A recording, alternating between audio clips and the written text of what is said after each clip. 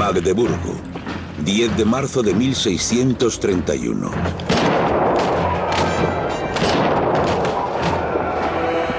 Tropas católicas asaltaron la orgullosa ciudad a orillas del río Elba. Su grito de guerra, Jesús y María. Su botín, abundante. Sus víctimas, 20.000 hombres, mujeres y niños, quemados vivos o masacrados. Batallas. 1631. El saqueo de Magdeburgo.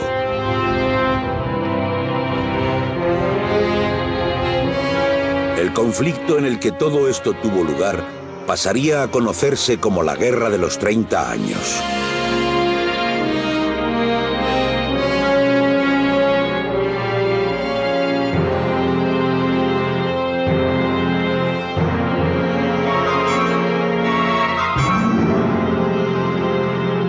La destrucción de esta poderosa ciudad dejó perpleja a toda Europa.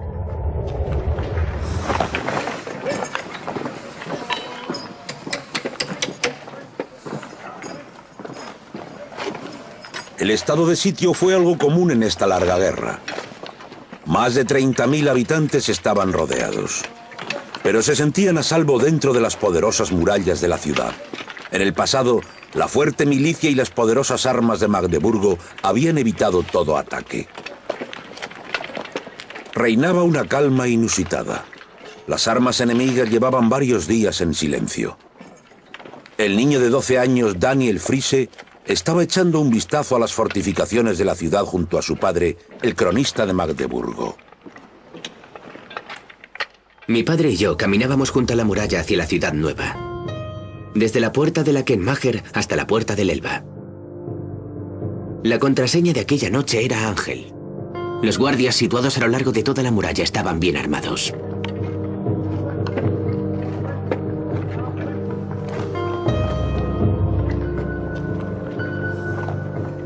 En Magdeburgo reinaba una calma engañosa.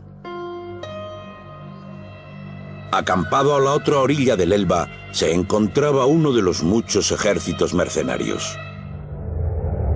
Las fuerzas católicas, con unos 30.000 hombres, habían rodeado la ciudad. Magdeburgo llevaba sitiada más de 6 meses y el enemigo se acercaba cada vez más. Los atacantes esperaban que la ciudad orgullosa se rindiera por fin. Los mercenarios provenían de distintos países: Croacia, Hungría, Italia, España y Francia. Georg Ackermann había luchado en varias batallas importantes, primero en el lado protestante y ahora en el católico. Había pasado los últimos 10 años vagando a lo largo y ancho de Europa con diversos ejércitos.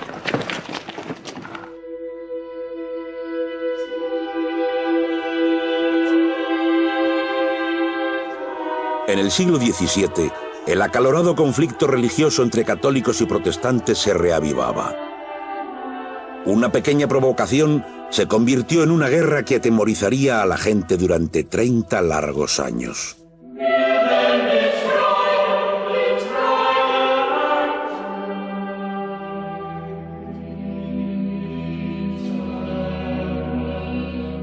Normalmente en el Sacro Imperio Romano, la religión solía estar relacionada con la política. Los emperadores católicos de los Habsburgo se oponían a la independencia de los príncipes y las ciudades protestantes. Fue una de las guerras más largas que sucedieron en Europa, tan larga que mucha gente había olvidado lo que era la paz. Empezó en Praga, Bohemia, y se extendió hacia el norte a través del sur de Alemania.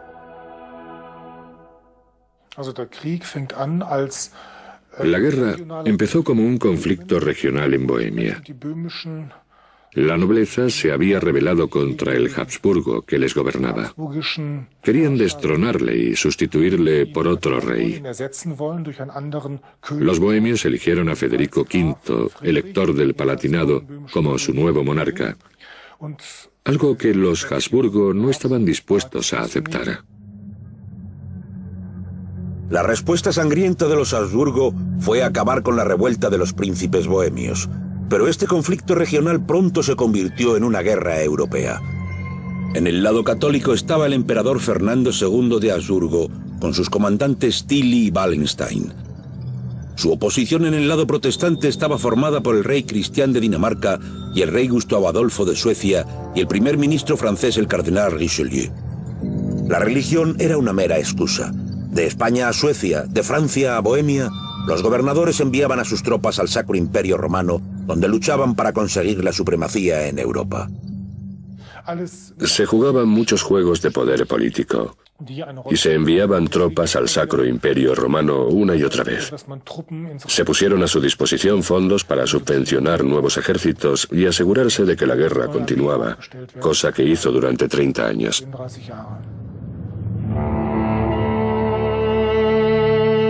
Lo que hizo a esta guerra tan horrible fueron los enormes ejércitos de mercenarios que no luchaban por la fe, sino por dinero, comida y un botín. La guerra alimentaba a la guerra.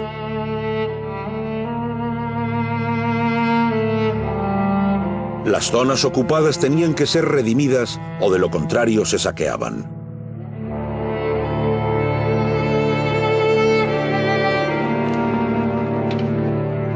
Muchos campesinos se alistaron. Solo querían sobrevivir a aquella larga guerra de cualquier manera, convertirse en el cazador en lugar de ser el cazado. Como mercenarios, recuperarían aquello que en el pasado los soldados les habían arrebatado. El oficio de la guerra se convirtió en su nueva profesión.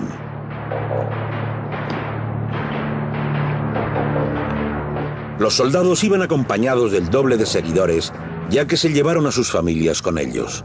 Las mujeres y los niños acompañaban a los mercenarios en marchas que en ocasiones duraron años. Era muy normal que las mujeres y los miembros de la familia viajaran con sus hombres. Los médicos, barberos y cirujanos también los acompañaban. Había zapadores que construían trincheras y también artesanos. En realidad, estos ejércitos iban acompañados por una especie de ciudad en miniatura. También tenían animales, caballos, y cada caballero tenía 2 mozos de cuadra, 2 muchachos que cuidaban de sus monturas, y por supuesto tenían también animales para la matanza. La cantidad de comida era la que decidía entre victoria o derrota. Cuando una región se quedaba sin comida, el ejército tenía que marcharse. Según las estimaciones de aquel momento, un mercenario necesitaba 1 kilo de pan, 1 libra de carne y 3 litros de cerveza al día. Así, los mercenarios de las afueras de Magdeburgo horneaban 30.000 kilos de pan. Mataban 75 bueyes y servían 90.000 litros de cerveza cada día. Esto cambió muy rápido durante el curso de la Guerra de los 30 años.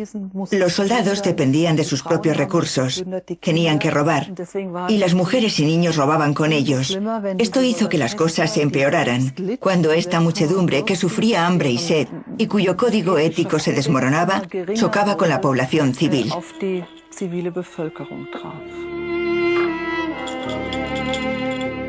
Los mercenarios vivían una vida de extremos. Como cualquier soldado en tiempos de guerra, cada mañana se preguntaban si seguirían vivos por la noche.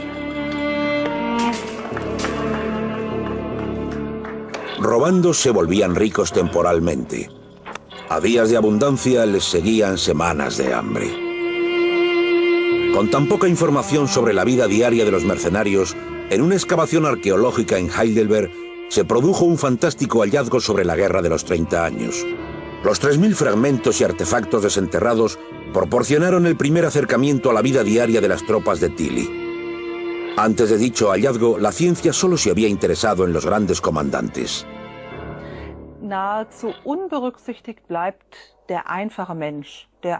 Se ignoraba cómo vivían los soldados rasos y sus mujeres, pero el hallazgo arqueológico de Tilly nos proporcionó una maravillosa prueba de aquello que conocíamos por fuentes históricas.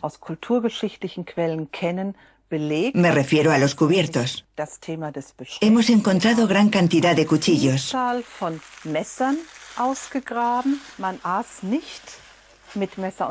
La gente no comía con cuchillo y tenedor, como hacemos hoy en día. Cortaban la comida con un cuchillo y se la metían en la boca con él. La razón de que haya tan pocos tenedores en el hallazgo de Tilly es que los tenedores no se usaban apenas para trinchar la comida.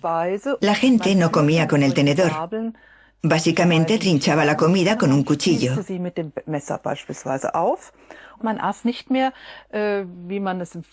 La gente ya no comía con las manos como se hacía a principios y finales de la Edad Media. Principalmente usaban un cuchillo. Hoy en día todavía lo hacemos en ocasiones. Cortamos un pedazo de pan y una loncha de embutido con cuchillo y lo comemos así. A las afueras de Magdeburgo, la muchedumbre del ejército de Tilly esperaba un buen botín. Este modelo muestra una de las ciudades más grandes y ricas del antiguo imperio. En tiempos de la Guerra de los 30 años, no llegaba ni a los 30.000 habitantes. Pero después de que la gente de las afueras llegara a la ciudad, la cifra probablemente aumentó hasta unos 35.000. La ciudad tenía grandes murallas y fortificaciones. Se la consideraba inexpugnable. Esta poderosa ciudad a orillas del Elba tuvo un papel decisivo en las guerras religiosas entre católicos y protestantes. En 1524, Martín Lutero rezó aquí por primera vez. Magdeburgo atraía sacerdotes y maestros conocidos y pronto se convirtió en un bastión de la Reforma. Fue aquí donde se escribió la primera historia protestante de la Iglesia.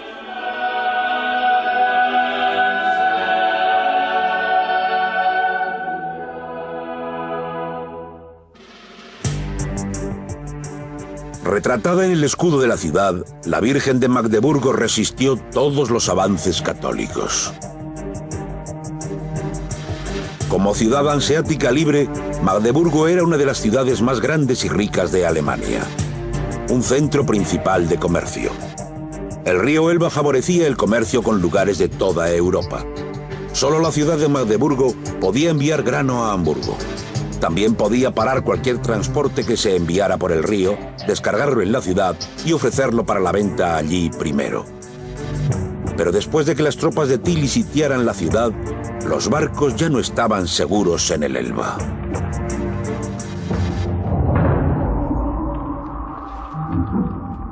El rey de Suecia había mandado algunas de sus tropas a Magdeburgo como apoyo militar.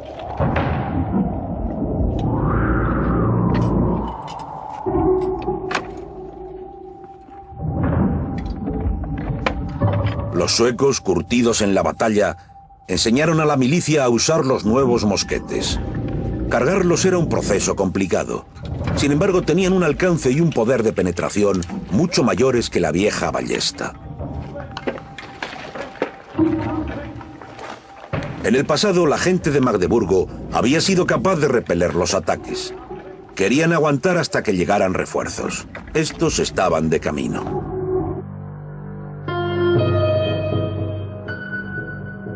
El rey Gustavo Adolfo de Suecia había atracado con su ejército en la costa báltica de Alemania y se dirigía hacia el sur. Ganó batalla tras batalla. En mayo de 1631, su ejército ya había llegado a Potsdam. Magdeburgo estaba a solo unos días de marcha.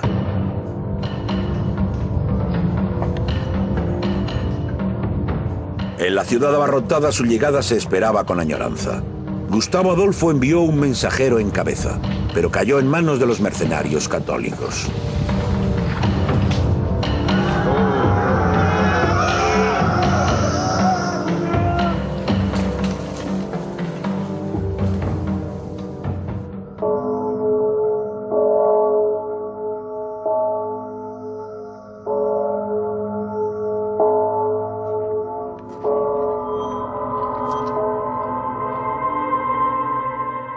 La calma de antes de la tormenta.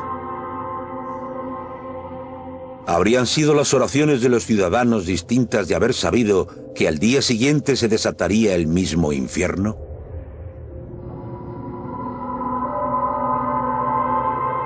Fuera de las murallas todo estaba en calma. Nadie sospechaba que se acercaba un desastre. Daniel Friese y su padre esperaban que el asedio acabara pronto. Nadie se imaginaba que la ciudad caería la mañana siguiente.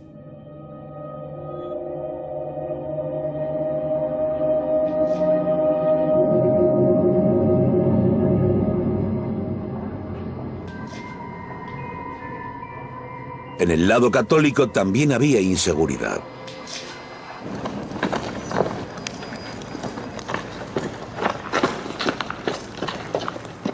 Tilly, el comandante católico, sabía que si Gustavo Adolfo llegaba a tiempo, no sería capaz de conquistar Magdeburgo.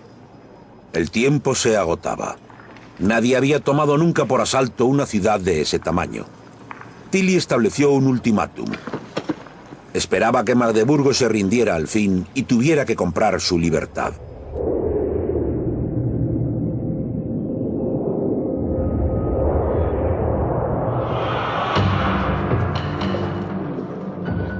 El ayuntamiento de Magdeburgo fue escenario de un debate acalorado.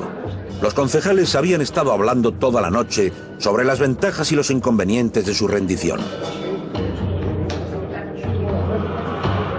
¿Debían pagar para que el ejército católico se marchase? ¿O esperar y desear que Gustavo Adolfo llegara a tiempo? Se les agotaba un tiempo precioso.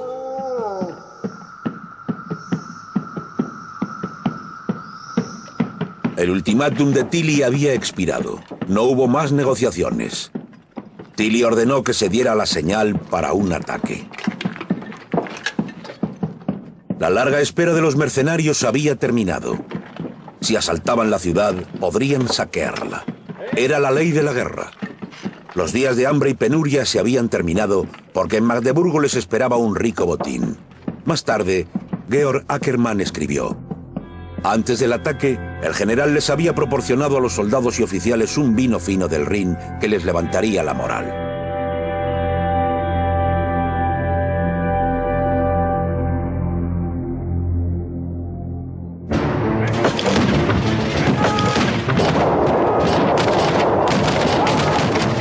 A las 7 de la mañana dio comienzo el ataque. Tras disparar varias veces contra la ciudad nueva de Magdeburgo con toda su batería de armas, llegó el momento de un ataque a fondo.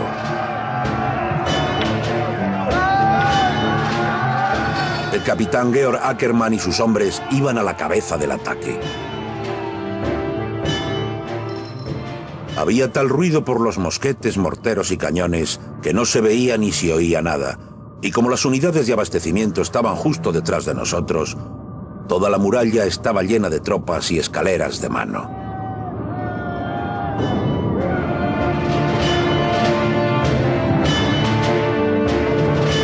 Los mercenarios avanzaban con un solo pensamiento: el botín, ahora o nunca.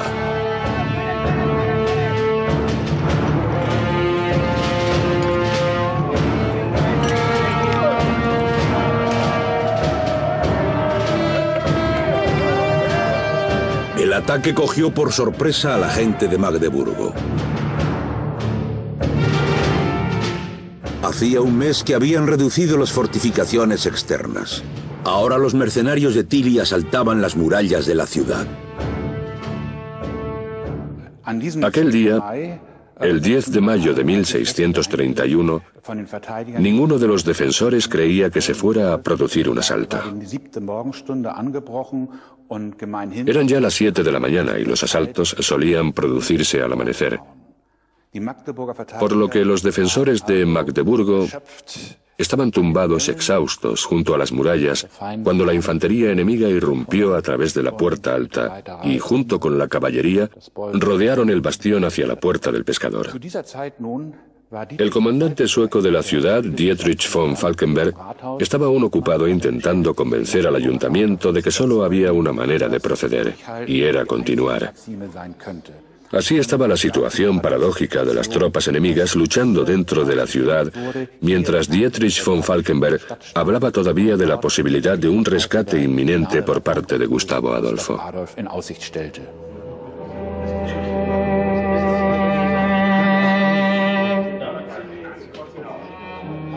Pero Gustavo Adolfo no llegaría a tiempo. Magdeburgo estaba sola. Otras ciudades se habían redimido muy a su pesar para evitar ser saqueadas, pero los concejales de Magdeburgo habían desperdiciado su oportunidad.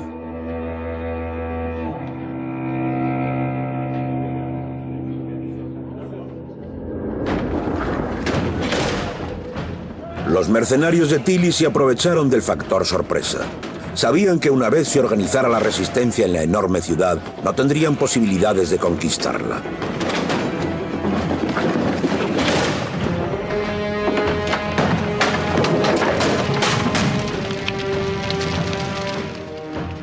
Los guardias de las torres de la iglesia dieron comienzo al ataque y ondearon la bandera blanca de guerra. Al mismo tiempo, los concejales se enteraron de que el enemigo estaba ya dentro de las murallas de la ciudad. Habían tentado a la suerte y habían perdido. Pero fueron los civiles los que pagaron por ello, las familias, mujeres y niños.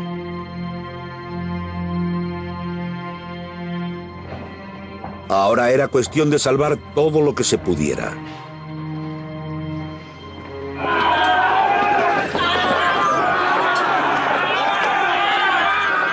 Los mercenarios habían llegado solo a una parte de Magdeburgo, pero sus gritos de guerra se oían ya por toda la ciudad.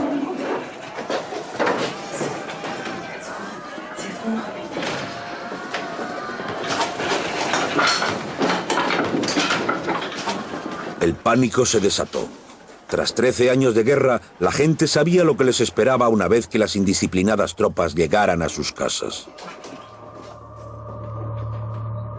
Más tarde, Daniel Friese recordaba: con todos aquellos disparos, se sabía que las cosas se estaban poniendo peligrosas. Los niños rezábamos a Dios y le pedíamos que se compadeciera de nosotros.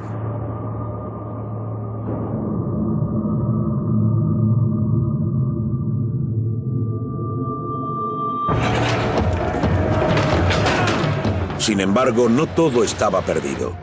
Una vez recuperada del impacto inicial, la gente de la ciudad opuso una resistencia feroz. Se arrojaban a los mercenarios con una valentía surgida de la desesperación, rechazando a los asaltantes una y otra vez. Nuestras 9 columnas de asalto, cada una formada por 3000 hombres, estaban tan agotadas de luchar en los callejones, algunos de ellos plagados de cadenas, que apenas les quedaba aliento.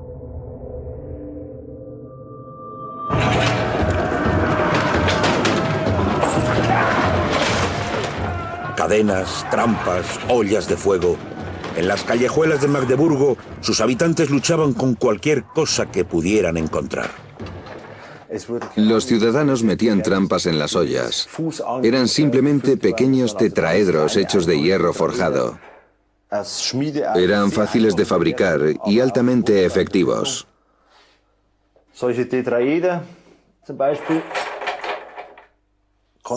Un herrero podía producir cientos de estos tetraedros. Se colocaban en un contenedor como este. Se añadía una mezcla de cal viva en la olla, que se sellaba después con lino y se tiraba por encima de las murallas de la fortaleza. Cuando la olla se hacía añicos, el aire se llenaba de esta cal viva que tenía el efecto inmediato de quemar las membranas mucosas de los que estuvieran cerca. Lo que es más, el suelo de alrededor de la fortaleza estaba cubierto de estos tetraedros que actuaban como minas sobre los hombres y los animales.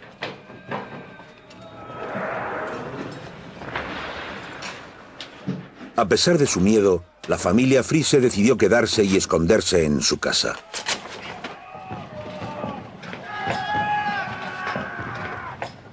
De la calle llegaban los gritos de aquellos que intentaban huir.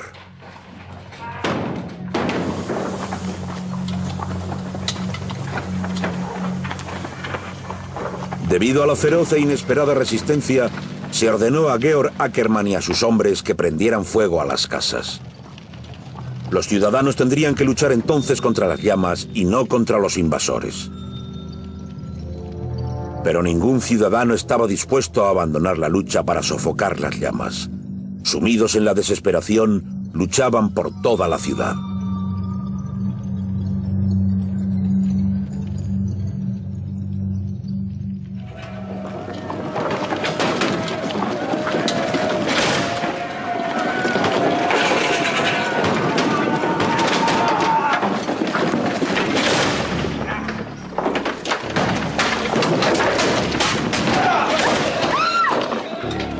2 horas después del primer ataque, la gente de Magdeburgo tuvo que rendirse.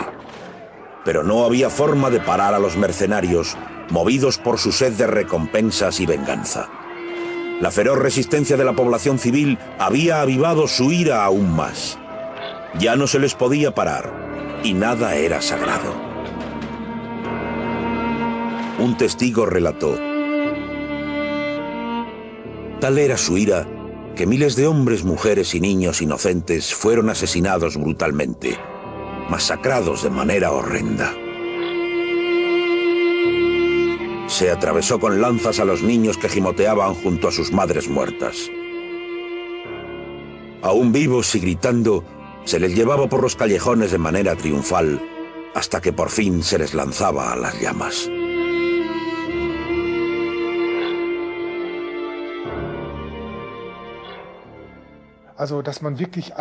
Esta carnicería a gran escala no fue común.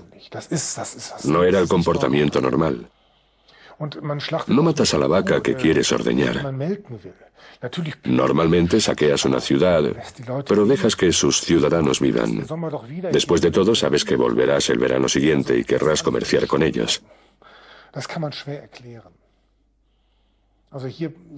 Es difícil explicar lo que sucedió. Para ser sincero, creo que los mercenarios se volvieron locos. La razón principal de la masacre fue la negativa de la ciudad a rendirse.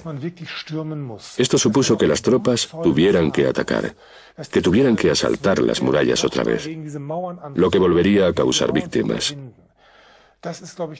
Para mí, este es el kit de la cuestión. Los hombres tuvieron que volver a arriesgar sus vidas. Tras pasar semanas y meses en las trincheras, tendrían que enfrentarse al fuego enemigo una vez más. Esto les puso tan furiosos que no mostraron ninguna solidaridad hacia los ciudadanos. Y creo que esta rabia es la única explicación de la matanza que tuvo lugar.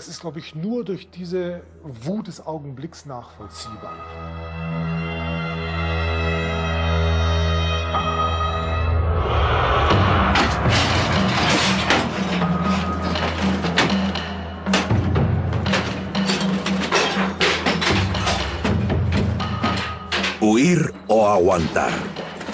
Sumidos en la absoluta desesperación, los padres de Daniel Friese comenzaron a demoler su casa para que pareciera que ya había sido saqueada. Fue un truco para salvar a su familia.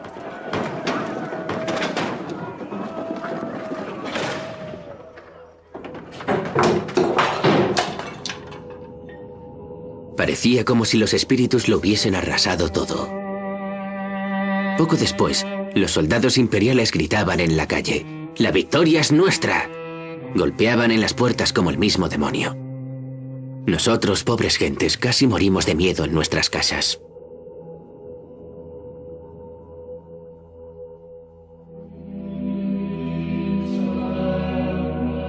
Sumida en el pánico, la gente huía de los asesinos en todas direcciones. Solo había 2 lugares seguros en la ciudad: la catedral y el monasterio de Nuestra Señora, dirigido por monjes católicos. Más tarde, uno de ellos escribió su experiencia. El monasterio, el claustro y las habitaciones estaban tan llenos que no te podías mover. Los soldados habían destrozado la ropa de la mayoría de las mujeres, de forma que apenas podían taparse, y muy pocas de las que liberaban no habían sido violadas. Verlas así nos emocionó profundamente.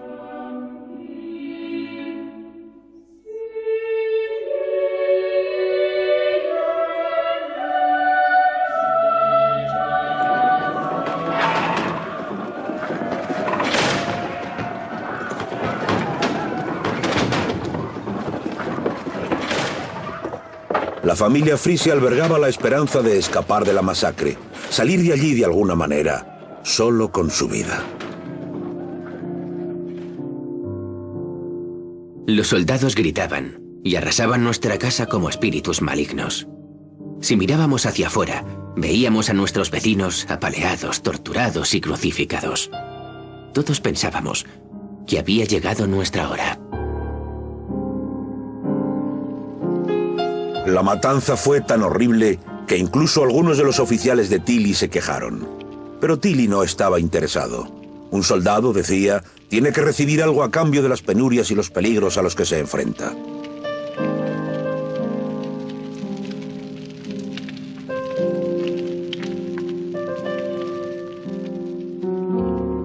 Se desató una tempestad. Había incendios por toda la ciudad. No había forma de pararlos. El general Tilly, sin embargo, se apiadó de la hermosa catedral e inmediatamente designó a 500 soldados para que extinguieran las llamas.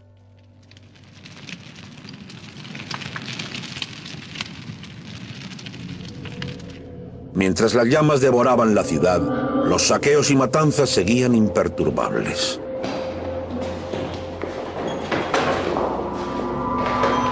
En medio de este caos, sucedieron algunos milagros.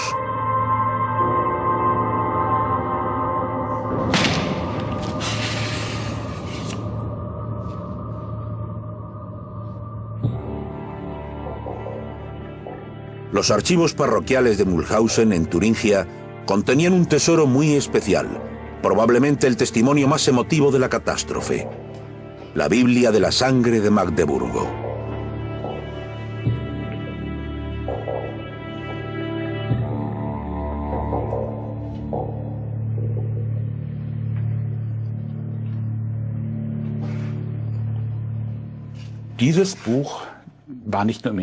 Este libro no fue un escudo y arma leal, solo en sentido figurativo. El 10 de mayo de 1631 hizo posible que el pastor Andreas Kramer se defendiera contra el ejército de Tilly. Tomó su libro del altar cuando los soldados estaban justo frente a él. Como demuestran sus cortes, lo usó como forma de defensa y se lo puso encima de la cabeza como escudo. De esta manera fue capaz de escapar de los cortes de los sables gracias a la palabra de Dios. Durante el resto de sus días, Kramer reverenció el libro que había salvado su vida. Varias referencias apuntan a lo sucedido. La más antigua se encuentra aquí. El 10 de mayo de 1631, cuando las hordas de Tilly y Pappenheim trajeron la más horrible destrucción a Magdeburgo, este libro fue acuchillado por los sables de los tiránicos croatas, llenos de ira. Entonces Andreas Kramer, en aquel momento superintendente de Mühlhausen, lo trasladó a la iglesia de San Blas, en Mühlhausen, para que fuera guardado como recordatorio. En vista de los cortes, imagino que lo sujetó frente a los soldados, abierto de esta manera. Aquí se pueden ver los pinchazos hechos por una espada y los 3 cortes al borde del libro. Lo que es aún más conmovedor es el hecho de que la Biblia está abierta en la página en la que se basaba el sermón de Kramer, el día de la visitación. Y para Magdeburgo, el 10 de mayo de 1631 fue de verdad un día de visitación.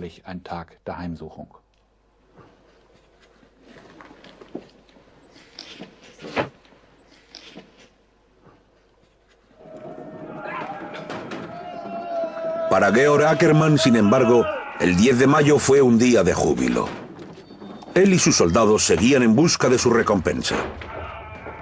Pero los últimos supervivientes no iban a rendirse sin luchar. Cuando se abrió la puerta, un hombre que sujetaba un mosquetón abrió fuego. La bala solo me rozó el brazo, pero derribó a un soldado que se encontraba a mi lado. A mí no me hirió, gracias a Dios.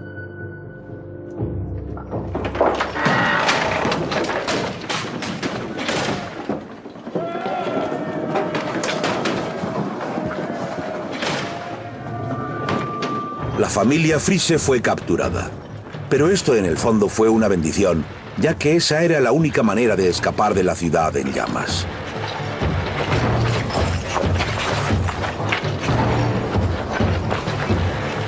Además de oro y plata, a los mercenarios les gustaba conseguir rehenes. Después podrían pedir un rescate por ellos.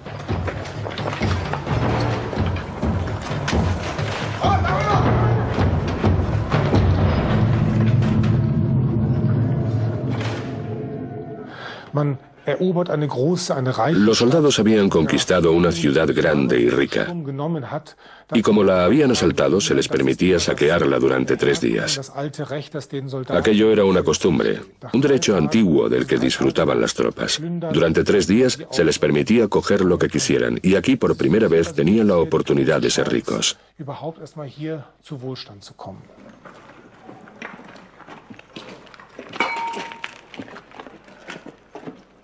Con pesadas cargas, los mercenarios regresaron al campamento. Al fin habían conseguido lo que durante meses sus comandantes habían sido incapaces de darles: dinero, un botín, dinero y mujeres. Sus incursiones les habían proporcionado ricas recompensas. Los hombres estaban satisfechos. Para entonces toda la ciudad ardía. Los soldados sabían que cuando se extinguiesen las llamas, volverían a la ciudad. Después de todo, podían seguir saqueándola durante 2 días más. Y aún había mucho que llevarse.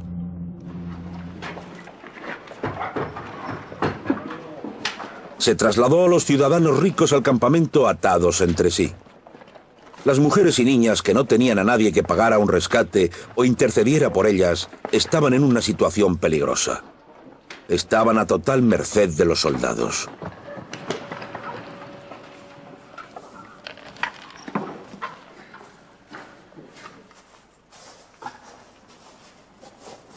Un destino incierto aguardaba a la familia Friese.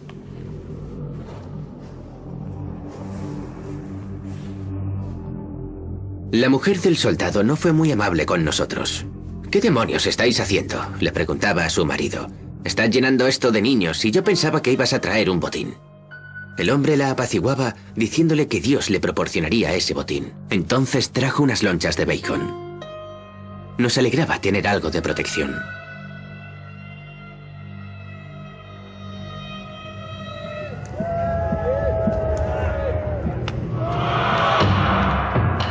Incluso el cielo de la noche se veía rojo tras el inmenso incendio en Magdeburgo.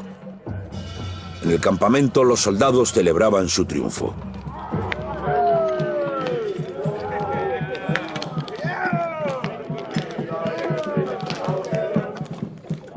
Georg Ackermann había encontrado también un rico botín, pero el destino de la ciudad no le había dejado impasible. Era uno de los muchos mercenarios protestantes en el ejército católico. La vista de la ciudad me hizo suspirar. Aparte de la catedral, el monasterio y el mercado nuevo, no había nada más que ruinas en llamas. La batalla duró solo 3 horas. Vi esto como una señal del poder y el divino castigo de Dios Todopoderoso.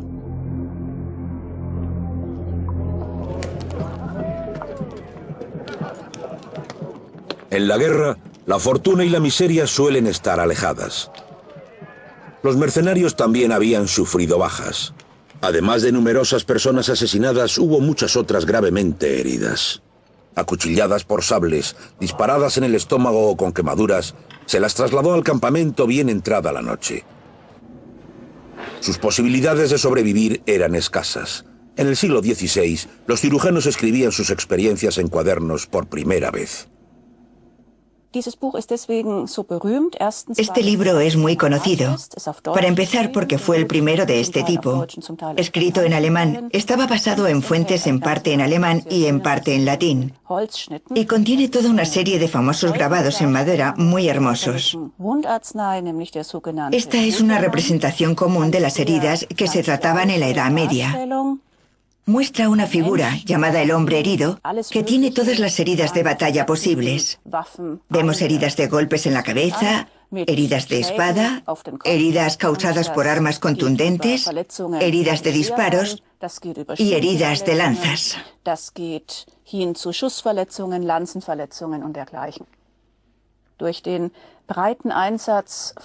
Debido al uso extendido de armas de fuego, se habían empezado a producir cada vez distintos tipos de lesiones. Para enfrentarse a los nuevos tipos de proyectiles, se necesitaba un nuevo instrumento quirúrgico. Esto, por ejemplo, son unas pinzas. Se usaban para sacar las balas de lugares de difícil acceso. El principio que seguían era que tenía que extraerse todo cuerpo extraño. Hoy probablemente diríamos, ¿para qué? Dejemos la bala ahí dentro y que la herida cicatrice. Por aquel entonces esto era impensable. Los cirujanos estaban preparados incluso para infligir un daño mayor al paciente. Pero bajo ninguna circunstancia dejarían que un proyectil se quedara en su cuerpo. Era una herramienta muy sofisticada. Por ejemplo, permitía a los cirujanos extraer todas las balas alojadas entre las costillas. Como se puede ver, aún funciona hoy en día.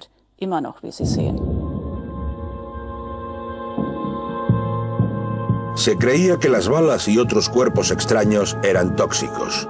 Por ello tenían que extraerse a toda costa y después cauterizar la herida.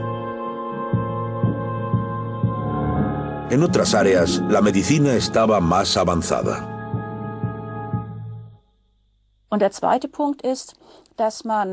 El segundo punto era la hemostasia, detener la hemorragia. El gran problema con las amputaciones era la gran pérdida de sangre de las arterias principales. Por ello, los cirujanos tenían que asegurarse no solo de cauterizar las arterias grandes, sino también de ligarlas. Aquí tenemos un dibujo que representa una innovación que el cirujano francés Ambroise Paré introdujo a finales del siglo XVI. Como se puede ver, la mano ya ha sido amputada. Se ha tirado de una de las arterias más grandes con unas pinzas. También vemos que un ayudante está deslizando un hilo como de soga en la arteria sangrante para anudarlo.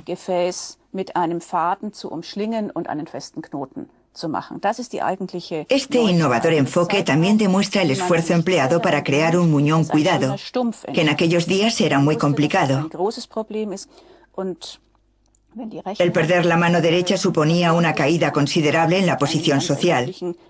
Así que era muy importante tener un muñón cuidado para poder vivir con él después. Y los cirujanos de la edad moderna le concedieron a esto una gran importancia.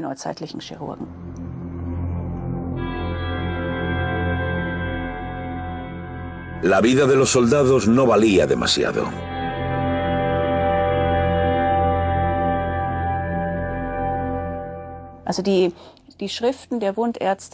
En lo referente a éxitos, los relatos de los cirujanos no son precisamente eufóricos. Normalmente describían con todo detalle los métodos que habían probado. Pero llegada la hora de relatar sus éxitos, los cirujanos eran extremadamente comedidos. Le daban importancia a las veces que lo habían intentado, más que a las personas que habían curado. Y creo que eso dice mucho.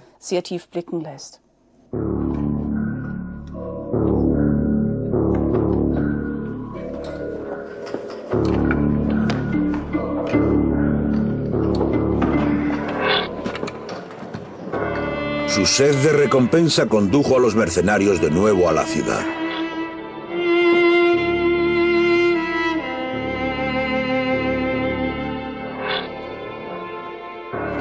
Aún quedaban supervivientes en Magdeburgo, pero para ellos la pesadilla no se había acabado en absoluto. La situación en la que se encontraba la ciudad era de absoluto terror. Los callejones estaban llenos de hedor de cuerpos carbonizados. Los soldados registraban los sótanos y ruinas otra vez en busca de recompensas. Se llevaban cualquier cosa que pareciera de valor. Y la matanza continuó. Se perseguía a los supervivientes para masacrarlos o violarlos. La orgullosa Virgen de Magdeburgo había rechazado al emperador durante casi un siglo. Ahora, en nupcias sangrientas, se la habían llevado a la fuerza. El asunto de la Virgen tuvo especial importancia para Magdeburgo. Tilly, el comandante del ejército de asedio, tenía algo más de 70 años. Y aquello, teniendo en cuenta la esperanza de vida de la época, significaba que era muy mayor. Lo que tenemos entonces es a Magdeburgo, una hermosa joven que rechazaba las insinuaciones de un hombre mayor. Esto fue, por supuesto, una bendición para las fuentes propagandísticas del momento y tenían que utilizarlo. La situación tenía que solucionarse y Magdeburgo fue destruida como era de esperar. Esta fue una nupcia sangrienta que terminó en devastación con la matanza de la novia. Los escrúpulos se ahogaban en el brandy. Después de Magdeburgo, nada era tabú en esta guerra. A partir de entonces, ya había una palabra para denominar la violencia sin límite: magdeburgización. También estaba el concepto de que todas las violaciones estaban pensadas para representar la consumación de estas nupcias. Claro que estas ideas son solo una deformación de la metáfora de la boda, pero esto tuvo un papel no solo a nivel propagandístico, sino también para las tropas.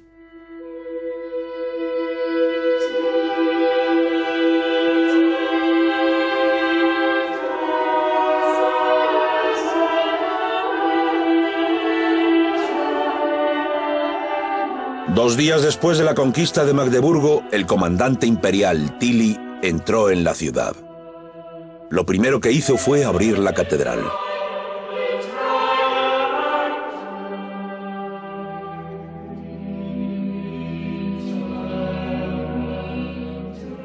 $3.000 personas se habían refugiado en la iglesia. Mientras fuera de ella la ciudad había sido destruida, dentro, la gente había rezado mientras esperaba ser rescatada. Habían aguantado 2 días sin pan ni agua. Reinhard Backe, el sacerdote de la catedral, fue el primero en dar un paso al frente y suplicar clemencia a Tilly. Aquellos que habían encontrado refugio en la iglesia fueron indultados. El escenario que se les presentó a los supervivientes era horripilante. La ciudad no era más que un montón de cenizas cubierto de más de 20.000 cadáveres. Solo la catedral, el monasterio y algunos edificios cercanos al río habían sobrevivido a la catástrofe. La propaganda católica celebró a Tilly como el gran vencedor y la destrucción de Magdeburgo como un simple castigo. Nunca se planteó la cuestión de responsabilidad o culpa personal por la muerte de 20.000 personas.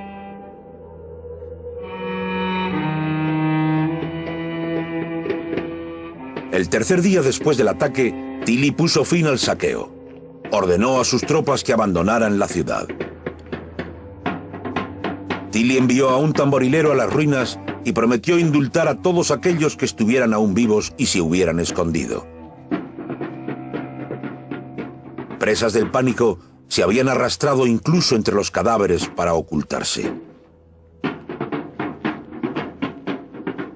Para el lado católico fue una victoria de tierra arrasada, de Magdeburgo arrasada, como algunas fuentes se han referido a ella. Tilly quería conquistar una fortaleza intacta, una ciudad rica y floreciente, no una ruina. Con la destrucción de Magdeburgo se había cruzado una línea. Supuso una gran conmoción para gente de toda Europa.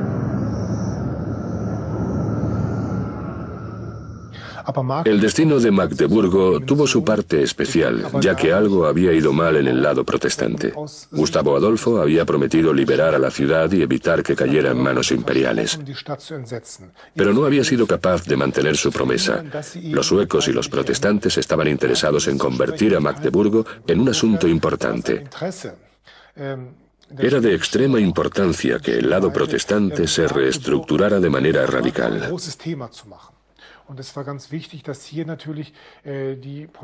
Y esto se consiguió, ya que al resto de estados protestantes del imperio les quedó claro que la guerra había alcanzado tal ferocidad que ahora era un conflicto en lo que todo estaba en juego.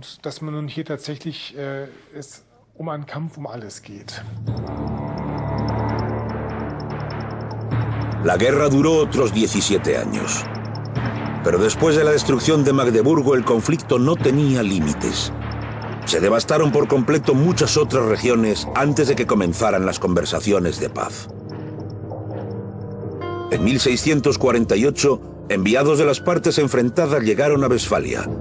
Por primera vez en la historia, una guerra acababa en una mesa de negociaciones.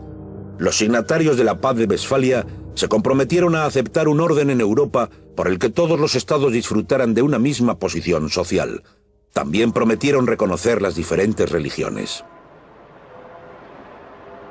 En cuanto a Magdeburgo, tan solo 449 personas se quedaron en esta ciudad junto al Elba.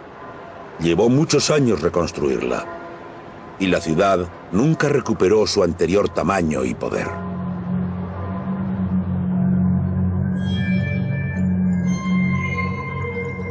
el horror continuó causando efecto hasta 200 años después. El infierno está capturado en esta pintura. Violaciones, saqueos, raptos, infanticidios. El saqueo de Magdeburgo la había arrasado profundamente.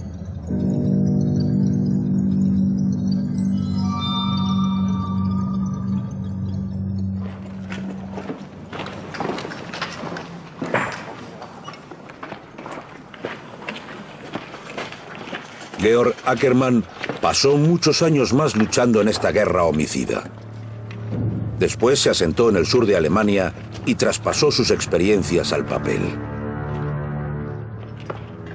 Daniel Friese y su familia se encontraban entre los escasos supervivientes. Se las arreglaron para escapar de los mercenarios y empezar una nueva vida en otra parte.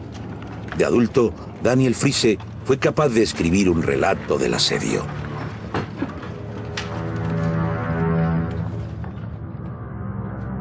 Así, escapamos de este gran ataque y de la tragedia. Y pasamos el resto de nuestras vidas agradeciéndoselo a Dios.